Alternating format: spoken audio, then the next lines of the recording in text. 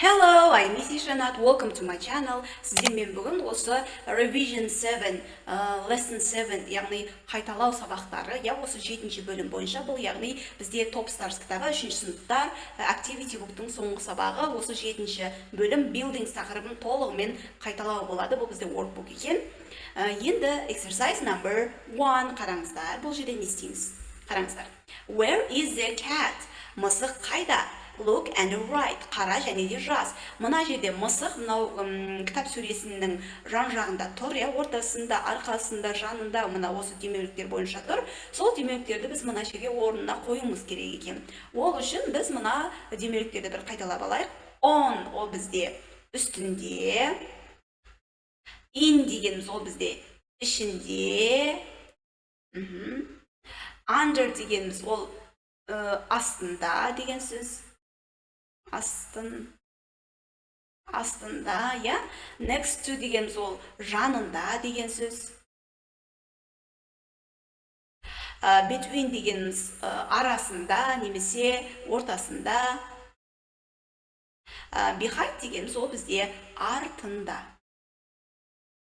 Енді осы демеуліктерді біз не қылуымыз керек екен, қойып шығуымыз керек. Мысықты оқиық бірінші сөйлемдерді, бірінші мұқият. It is, ол дейді. The bookcase, яғни мысықты айтып жатыр, cat. Bookcase, яғни мына жерде, мына суретте кітап сөресінің қай жерінде орналасқан, яғни үстінде тұр, ол үстінде деген қайсы еді, міне on. Сол себепті on деген демеулік жазылды. Екіншісіне қараңыздар, it is the bookcase. Бұл мысық қай жерде орналасқан, артында қарап тұр, артында деген қайсы еді, міне behind. Енді осы behind дегенді мына жерге жазамыз. Behind. Яғни мысық кітап сөресінің артында. Үшіншісін қараңыздар, мысық ненің table деген сөз үстелдің астында. Астында деген қайсы еді? Мынау кетті, астында деген under деген сөз міне. Астында, сол себепті it is under the table. Яғни мысық үстелдің астында деген сөз. Төртіншісіне қараңыздар, ол бізде it is bookcase, міне ішінде деген қайсы еді? Міне in деген, осын сіз пістаймыз да, in. It is in, in the bookcase, кітап сөресінің ішінде. Енді бесіншісіне қараңыздар, бұл қай жерде тұр? Жанында тұр екен. Жанында дегеніміз қайсы болады? Міне, next to деген, жанында. Енді мына жерге жазамыз. Next to. Next to. Яғни it is next to the bookcase. Кітап сөресінің жанында тұр. Мысықты айтып жатырмыз. Алтыншысына қараңыздар. Бұл жерде мынау skateboard, мынау кітап сөресі. Енді it is the bookcase and the skateboard. Яғни кітап сөресі мен скейтбордың арасында, ортасында тұрған, ортасы деген арасында деген between. Яғни between деген сөзді мына жерге демеулікті жазамыз. Міне. Түсінікті болды деп ойлаймын. Бұл бірінші тапсырма, бұл бізде қайталау тапсырмалары. Баға қойылады, сабақ ұнап жатса арнама лайк басып, тіркеліп, кетуді ұмытпаңыздар, қандай да бір сұрақтарыңыз болса комментария жазып кетіңіздер. Енді read and circle, оқы және де дөңгелекте дейді. Бұл жерде біз не істейміз? Екі нұсқаның бірін таңдауымыз керек болады екен. Қараңыздар. Грамматика бойынша, there, яғни there is дегеніміз ол жекеше түрде бар деген. There are болса ол көпше түрде бар деген. Енді одан кейінгі зат есімге мән беруіміз керек. Мына жерде уже жекеше түр дегеніміз біреу, ал көпше түр дегеніміз екі немесе одан да көп, ары қарай. Яғни біреу болса біз нені қолданатын едік? There is дегенді қолданатын едік, дұрыс па? Бір зат болса, бар деп, бір затқа бар деп айтатын болсақ. Ал егерде екі немесе одан да көп затқа бар деп айтатын болсақ, онда біз there are деген бар деген құрылымды қолданамыз. Сонда қараңыз, two дегеніміз бұл жерде екеу деген сөз. Екеу деген уже бізде не болып тұр? There are, көпше түрдікі болып тұр. Сол себепті мынау there are two chairs in the living room. Яғни қонақ бөлмесінде екі орындықтар бар деп тұр бұл жерде. Екінші сөйлемді қараңыз. There депті. Одан кейінгі мынау артикльдеріне мән береміз. Яғни қараңыздар, осы there is, there are құрылымы, an артикльдері, осы жердегі болып жатқан грамматикаларға сабақ түсіргенді қаласаңыздар, ереже деп жазып кетіңіздер. Одан кейін мен астына ссылка қалдырып кетемін, егерде жазғандарыңыз болсаңыздар, мен сол жерге мүмкін сабақ түсіріп, ссылканы сол жерге қойып қоямын, иә. Енді қараңыздар, an деген артикль бар, бізде ол бізде қандайды білдіреді? An деген артикліміз ол бізде біреу деген мағынаны білдіреді. Біреу, затымыз біреу ғана. Немесе one деп айтсақ болады, бір деген сөз, иә. Енді қай кезде қолданады? Ден кейінгі зат есімдердің бас әріпі неден басталу керек?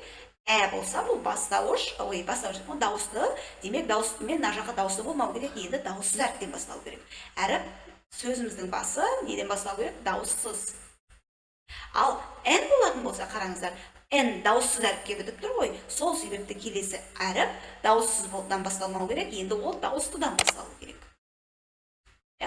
Әріптер бір-бірімен былай жақсы үйлесу үшін қараңыздар. Енді қараңыздар, мына жерде бола ма, n бола ма? Өйткені мына жерде қараңызшы, деген артикль, apple дегендегі деген әріп, бұл бізде әріпі, дауысты әріп.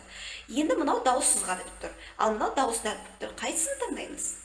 Әрине, an apple. Енді біз there is an apple десек, мынандай дұрыс болмай қалды, деп тамағымыз тұрып қалды. There is an apple болып қалды. Ал енді біз there is an apple десек, плавно, жай, әдемі кетеді. Сол себепті an дегенді артиклді қояды екенбіз. Сонда аударайық. There is an apple in the fridge. Яғни мұздатқышта алма бар. Енді екіншісін қарайық. Енді бізде бір an дегеніміз ол бізде негізінде, бұл бізде белгісіздік. Белгісіздік. Белгісіздік артиклі дейміз. Белгісіздік артиклі. Яғни зат бізге белгісіз, бірінші рет мәтінде, бізге бірінші рет айтып жатыр, бірінші рет таныстырып жатыр. Сол себепті бірінші сөйлем бізге алма мұздатқышта бар деп бізге бірінші рет айтып тұр, ешқандай сөйлем жоқ. Енді одан кейін екінші сөйлемді тағы сол алма жайлы айтатын болса, ол бізге белгілі, дұрыс па? Сол себепті енді бізге белгіліні білдіретін белгілік артиклі бар, ол бізде z деген белгілік артиклі бар, уже бізге белгілі. Сол себепті енді біз екінші сөйлемде нені қолданамыз? Белгісіздікті емес, бізге уже алма таныс, оның түсі бізге не деп тұр? Жасыл алма. Сол холодильникте алма бар, оның түсі жасыл деп екінші сөйлемде уже біз нені аламыз? Белгілілік артиклін, z деген артиклді аламыз. Үшіншіні қараңыздар. He дейді, ол айтамыз, he деп. Енді has немесе hasn't got a computer. Онда has дегеніміз бар, hasn't жоқ. Онда компьютер бар, жоқ. Енді бізге қараңыз, айтып жатыр екінші сөйлемде it's new. Ол жаңа. Яғни бізге компьютер бар екеніне бір белгі беріп тұр. Ал біз бұл жерде it hasn't got a computer, оның компьютері жоқ, ол жаңа деп айтсақ, сөйлем ұйқаспайды. Сол себепті оның компьютері бар, ол жаңа деп айтып, сонда қайсын таңдаймыз? Бар дегенді таңдаймыз, has. Енді төртіншісіне қараңыздар.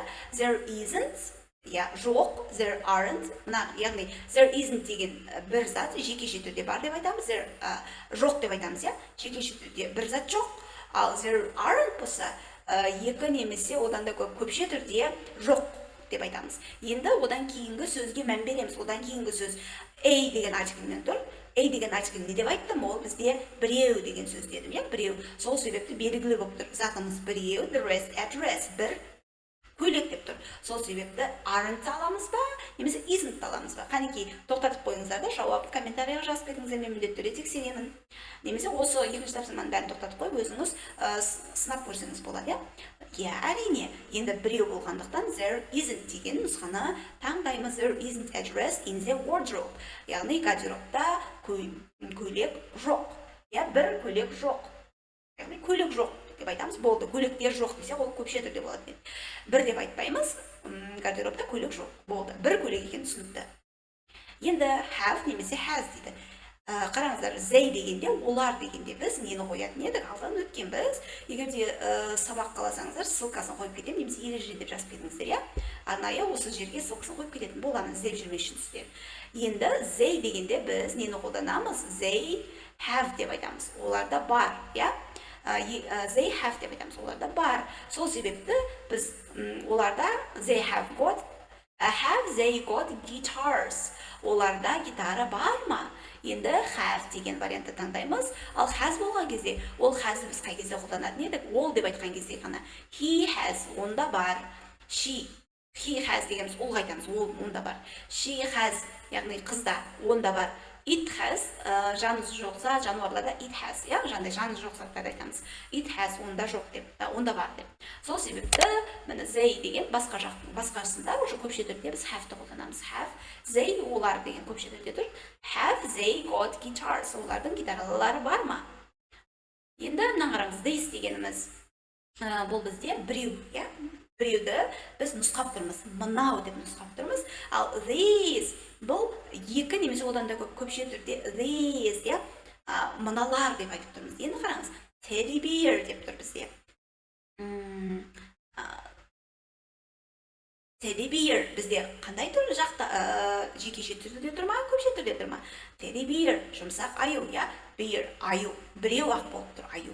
Бізде екеу емес, үшеу емес, сол себепті біреу ақ, мынау екі немесе одан да үш көп, иә, these ол мыналар, мынау these мынау. Демек, бір аю болғандықтан мынау аю өте үлкен дегенді таңдаймыз. Жетіншісін қараңыз, that, анау деген сөз бір затты айтамыз, ұзақта тұрған затты айтамыз. Those, екі немесе одан да көп, аналар ұзақта тұрған заттарды айтамыз, бірақ көпше түрде. Енді rug дегеніміз кілем, ал мына rugs, s деген көпше түрдің жұрнағы, rugs кілемшелер. Екі немесе одан да көп тұратын, ол бізде those, анау кілемшелер кішкентай деп тұрмыз. Міне those деген нұсқаны таңдаймыз. Енді үшінші тапсырма, exercise number 3, осы қайталау тапсырмаларының. Look and write, қара және де жаз дейді. Бізде үш сөз берілген, яғни үш сурет. Енді қараңыз, мынау бізде неге ұқсап тұр? Бұл бізде музей, иә, museums. Ал мынау бізде неге ұқсап тұр? Ресторан, иә, мына есік ашық тұр, стол тұр. Мынау бізде кинотеатр, синема ұқсап тұр екен. Енді ұқсап тұрған жоқ, тура өзі. Енді қараңыз, мынау бізде сан беріп қойған. 35, оның жазбашасын біз мына жерге жазуымыз керек екен. 35 ол бізде 35, енді бұл суретте 35 музейлер болғандықтан біз ағылшыншасын жазамыз 35 museums жаздық. Енді мына жерде бізде бұл не дедік? Ресторан дедік, дұрыс па? Restaurants. Енді 46 ресторандар деп жазамыз. Сонда қалай болады? 46 дегеніміз 40 немесе 40 алты дегеніміз бұл бізде 6, дұрыс па? 46, енді restaurants деген сөзді жазамыз.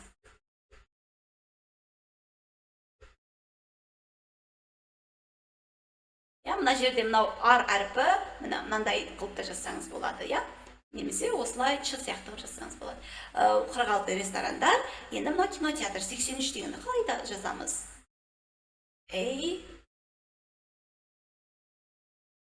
Енді 3 дегеніміз 383.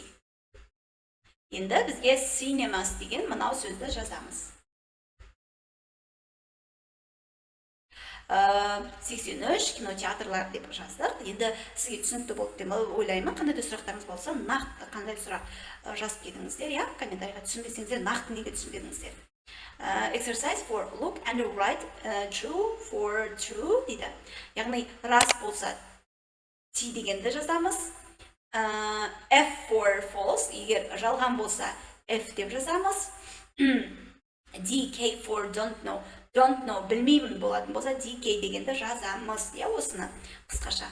Мынау бізде не істеп отыр? Стив отыр, Анна отыр. Ал оны білу үшін біз келесі бетке өтеміз. Қараңыздар. Қараңыздар, бізде бірінші сөйлем бар екен. The cinema is between the amusement park and the restaurant дейді. Яғни, amusement park, ойын-сауық паркі, иә? Ойын-сауық паркі және ресторанның ортасында, иә, кинотеатр бар дейді бізде. Мені қараңыздар. Мынау бізде ойын-сауық орталығы, amusement park. Мынау бізде ресторан, дұрыс па? Қай жерде cinema дейді. Әнеке бір оқып жүрейік қайттан. The cinema is between the amusement park and the restaurant. Яғни, екеуінің ортасында екен.